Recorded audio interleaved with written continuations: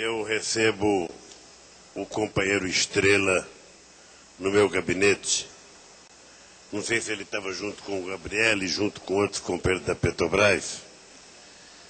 E foram me comunicar que tinham encontrado um tal de pré-sal. Quando a Petrobras foi criada em 1953, ainda não sabíamos se aqui havia petróleo suficiente para manter a empresa viva por mais de 60 anos. Mas já tinha gente de olho no nosso petróleo ainda virtual. A expectativa também apontava para que o Brasil não teria petróleo. Mesmo assim, né, via Getúlio, mas também peso importante dos movimentos sociais da época, todo o debate lá sobre o petróleo é nosso, as mobilizações, fizeram com que o país criasse uma empresa, que é a Petrobras, uma empresa pública, estatal, para que gerisse todo o setor de petróleo no Brasil. O Getúlio tem os seus méritos, mas quem escolheu o petróleo como um bem estratégico, como um bem que deveria ser desenvolvido, estudado e preservado para o interesse do país, foi o povo brasileiro.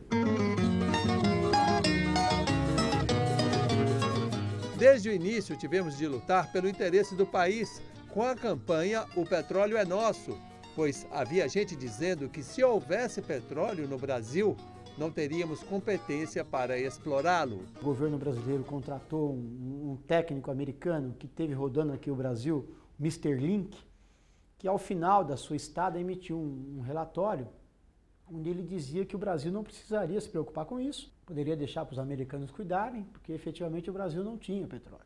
O Brasil já estava dividido entre os que estavam convencidos de que o Brasil teria que ter a economia do petróleo e os que diziam que o Brasil não poderia ter. E tecnologia foi o que não faltou na Petrobras. Ao longo dos anos, engenheiros e técnicos da empresa pesquisaram e desenvolveram meios para a exploração de petróleo e o refino dele. Ela conseguiu desenvolver de tal maneira a tecnologia de águas profundas que ela ganhou por 3 anos o prêmio máximo da indústria do petróleo. A indústria do petróleo afeta todos os brasileiros. Não tem nenhum brasileiro que possa dizer eu não consumo petróleo. Todo mundo consome petróleo como energia e como matéria-prima.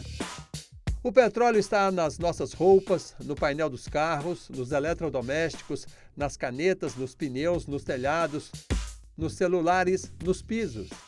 Mas aqui no Brasil, ele não é fácil de se encontrar como no Oriente Médio. A Petrobras explorava os campos de terra e foi vendo que eles foram perdendo substância, foram diminuindo, né? Então ela resolveu partir para a exploração no mar. Nos anos 80, a Petrobras vai para a direção ao mar e descobre os grandes campos aqui na Bacia de Campos. Esse petróleo descoberto no fundo do mar estava numa faixa mais próxima do leito do oceano, numa região chamada de pós-sal. Era um tipo de petróleo chamado pesado, de menor valor se comparado ao petróleo leve do Oriente Médio. Embora a empresa estivesse avançando na produção de petróleo, houve uma interrupção no investimento em pesquisa de novas tecnologias durante o governo de Fernando Henrique Cardoso. Quando Fernando Henrique assume em 1995, o Estado brasileiro, o povo brasileiro, detinha 86% da Petrobras. Quando ele sai em 2002, isso estava em torno de 40%. Dentro da visão neoliberal que caracterizou aquele governo, começou o trabalho de esvaziamento da Petrobras. Atingiu-se a sua engenharia, e empresas de petróleo são essencialmente empresas de engenharia. Os investimentos em pesquisa só voltaram a ser feitos durante o governo Lula. Nessa época, a Petrobras procurava expandir unidades de exploração e refino de petróleo para outros países como estratégia. Qual que era o plano estratégico da Petrobras?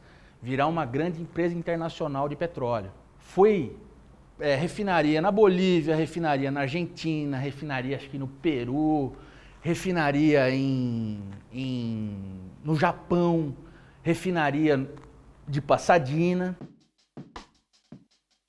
Ao mesmo tempo que rompia horizontes, a Petrobras não tirou os olhos do fundo do mar.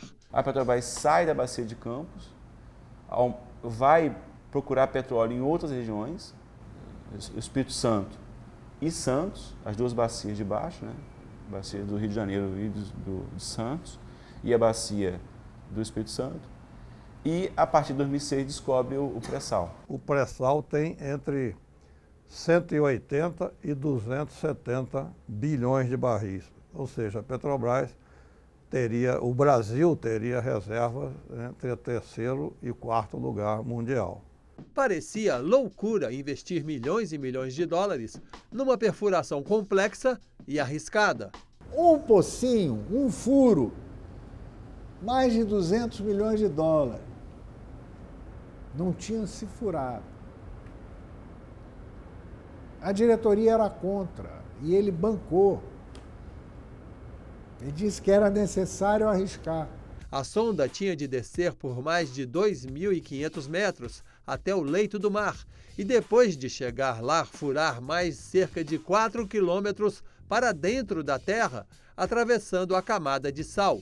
O Estrela acreditou na sua equipe técnica que não tinha liberdade para trabalhar no governo Fernando Henrique, na administração Raisto, Gro. Ele acreditou, apostou, porque a equipe técnica mostrou a ele que poderia haver petróleo embaixo do sal. O pré-sal é a maior jazida petrolífera encontrada no século XXI. As pessoas não se dão conta disso, não é uma porcaria, não é um tanquinho de óleo, não é um baú de posto de gasolina.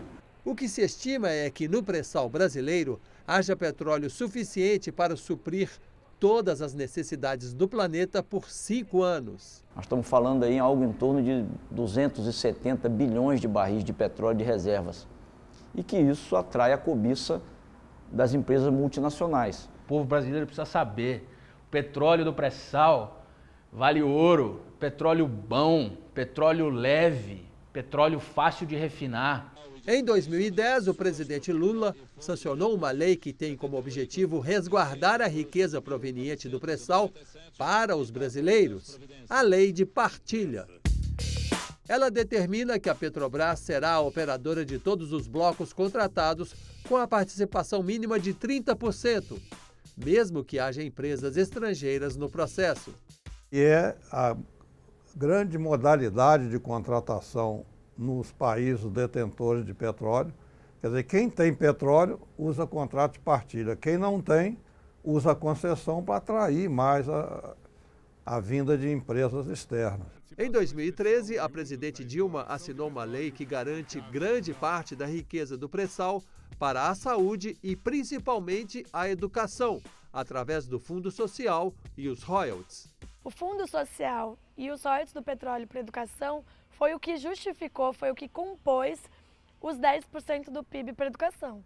Então, se você prejudica os royalties, você objetivamente faz com que seja inviável cumprir a principal meta de financiamento do Plano Nacional de Educação. Isso significa não expandir as universidades públicas para os próximos 10 anos, isso significa não erradicar o analfabetismo, isso significa não cumprir o piso nacional dos professores, isso significa não ter qualidade no ensino público da educação. Com o dinheiro dos royalties, nós vamos poder fazer, de fato, uma revolução na educação do nosso país. Na saúde também, mas na educação particularmente, nós vamos poder, de fato, ter uma educação de qualidade para todos os brasileiros e brasileirinhas.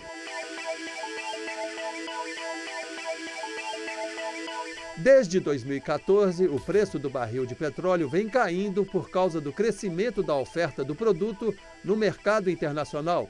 Os Estados Unidos aumentaram vertiginosamente a produção de derivados do petróleo a partir do óleo retirado de xisto, o tipo de rocha porosa repleta de petróleo. O aumento da extração de petróleo em águas profundas no Golfo do México também turbinou a produção e fez os Estados Unidos superarem a produção da Arábia Saudita, até então a maior produtora. Houve também acordos entre os Estados Unidos e a Arábia Saudita, que fizeram o preço do petróleo baixar ainda mais. Em pouco tempo, o barril caiu de 115 dólares para menos de 30. Esse preço vem voltando a subir, mas muito lentamente. A queda do preço do petróleo prejudica, além da Petrobras, todas as empresas petrolíferas do planeta e países como Rússia, Venezuela e Irã, grandes produtores. O Brasil é um protagonista importante na América do Sul e busca uma inserção soberana no mundo com a visão do mundo multipolar. Daí ter se aliado a Rússia, China, Índia e África do Sul, constituindo os chamados BRICS. 23% do petróleo mundial está com os BRICS, sem ter explorado as últimas consequências, potencialidades novas. O que se quer é acabar com isso e nos colocar de novo na rota da dependência absoluta aos interesses dos nossos irmãos do Norte. Retirar petróleo a mais de 7 quilômetros da superfície demanda altíssima tecnologia e isso custa caro. Houve especulação de que a queda do preço do barril inviabilizaria a exploração do pré-sal. O petróleo retirado não pagaria o investimento. Depois de feitas as instalações, hoje, o custo de extração do petróleo do pré-sal é 8 dólares por barril. Então, é um dos mais baixos do mundo. A maneira de atuar da Petrobras tem grande interesse e é viável, o pré-sal é viável. A estabilidade da Petrobras passou a ser atacada em outras frentes. Quando começou a Lava Jato, dava para perceber que tinha uma questão política ali no meio. Não era só uma questão jurídica, porque, vamos dizer assim, que é necessário investigar a corrupção no Brasil, em qualquer país do mundo, investigar casos precisos, não há dúvida. Ainda mais quando se trata de uma empresa como a Petrobras. Denúncias de corrupção em contratos da Petrobras existem faz tempo, desde os governos Sarney e Fernando Henrique Cardoso. Mas somente depois que veio à tona a existência de corrupção nos governos Lula e Dilma, instalou-se a investigação da Lava Jato, que, com a exposição exagerada na grande mídia, deixou a impressão de que a Petrobras é uma empresa inviável, que não tem mais como se sustentar. Para a opinião pública, ficou a impressão de que a Petrobras é ocupada por corruptos e incompetentes. Do jeito que a investigação aconteceu e do jeito que o Brasil enfrentou, está enfrentando o debate, a gente está um pouco puxando o freio de mão, essa é um pouco a minha visão, né? Puxando o freio de mão e paralisando o país. Nós vivemos externamente e internamente uma verdadeira onda de ataque muito forte à Petrobras. Então, são 24 horas por dia, em quase todos os veículos de comunicação no Brasil, você vê só atacar-se os problemas, né? É preciso que a população brasileira tenha clareza que o que está em jogo é o seu maior patrimônio, desde a época do ciclo da cana-de-açúcar, da época do ciclo do ouro e da época do ciclo do café.